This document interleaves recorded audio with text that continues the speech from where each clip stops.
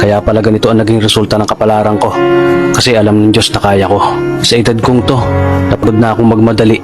Kaya't nang ginagawa ko ngayon, ini-enjoy ko na lang.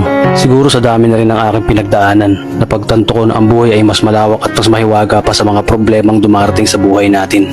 Tumatanda na tayo, baka sa kakahabol natin sa masagana at maayos na buhay, ay hindi na natin na-enjoy ang buhay. Baka nabubuhay na lang tayo dahil nape-pressure tayo sa sasabihin ng ibang tao.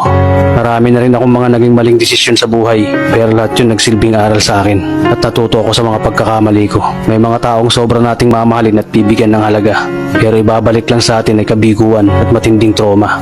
Kaya wag nating liliwin ng mga taong tulad nila dahil mas payapa kapag hindi ka na interesadong malaman pa kung ano pang balita sa kanila. At wag mong idepende ang sarili mo sa kahit kanino.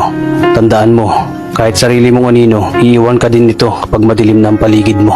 Kailangan natin matutunan na huwag ikumpara ang sarili natin sa iba dahil hindi natin laban ang laban nila. Karera mo to, hindi nila karera. Dahil ang buhay ay hindi naman nasusukat sa kung sino ang mayaman, kundi kung sino ang payapa.